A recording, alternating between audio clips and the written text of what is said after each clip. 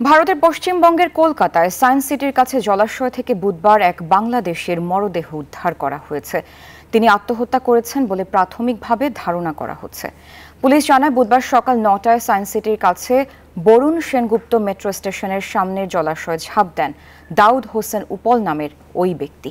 যুবককে উদ্ধার করে নীল রতন সরকার হাসপাতালে নেওয়া হলে চিকিৎসকরা তাকে মৃত ঘোষণা করেন। পানিতে ডুবে ওই যুবকের মৃত্যু হয়েছে বলে মনে করা হচ্ছে। তবে আত্মহত্যা নাকি ষড়যন্ত্র তা জানতে তদন্তে নেমেছে পুলিশ।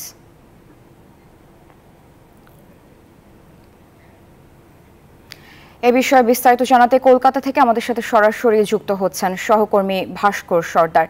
ভাস্কর, রহস্যজনক মৃত্যু নিয়ে আর নতুন কোনো তথ্য পেয়েছেন কিনা আমাদের বিস্তারিত জানাবেন।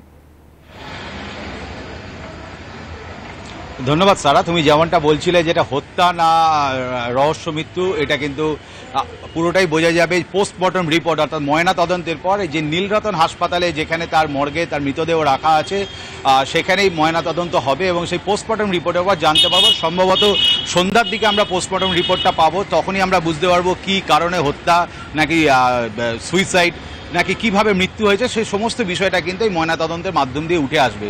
কিন্তু সকাল থেকে তোমাদের মাধ্যম দিয়ে যেটা বারে বারে দর্শকদের বলছি, এই ঘটনাটা কিন্তু বিভিন্ন রকম রহস্য উঠে আসছে। আমরা কিছুক্ষণ আগে যেই হোটেলে, মানে ঢাকা থেকে এসে যেই হোটেলে, কলকাতার যে আফ্রিদি ইন্টারন্যাশনাল হোটেলে ছিল, সেই হোটেলের আমরা ম্যানেজার আতিকের সাথে কথা বলেছিলাম। ম্যানেজার আতিক জানিয়েছে ৪ জুলাই তারা কিন্তু ৪ জনে একসাথে এসেছিল এবং সেই হোটেলে তারা বন্ধু পরিচয় দিয়েছিল। এই বন্ধু পরিচয় দিয়ে তারা দুটি রুম নিয়েছিল, ৪০৪ এবং ৪০২। এই ৪০২ রুমে ছিল, ৪০৪ নম্বর রুমে ছিল দাউদ হোসেন এবং বাকিরা ৩ জন ছিল। এবং উল্লেখযোগ্য বিষয় হলো, এই যে ৪ জন একসাথে ৪ তারিখ হোটেলে এলেও তারা কিন্তু ধাপে ধাপে হোটেল ছেড়েছে। আমি তোমাকে বলি, যেই তথ্য যেটা এসছে, রাশিদ মুবারক সে ৫ই জুলাই হোটেল ছেড়েছে, মোহাম্মদ সোহেল আফনান এবং ফিরদৌস হোসেন হোটেল ছেড়েছে ৮ই জুলাই, এবং সর্বশেষ হোটেল ছেড়েছে দাউদ হোসেন ৯ তারিখ বেলা ১২টার সময়। সেই হোটেলকে জানিয়েছে যে আমি এয়ারপোর্টে যেতে হবে, ইমিডিয়েট আমাকে হোটেল ছেড়ে দিতে হবে।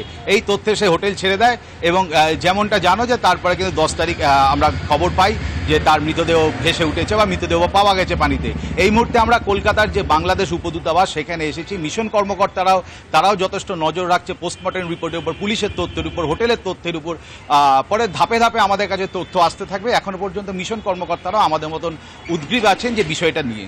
সর্বশেষ তথ্য কলকাতা থেকে আমার কাছে এটাই থাকছে এখন।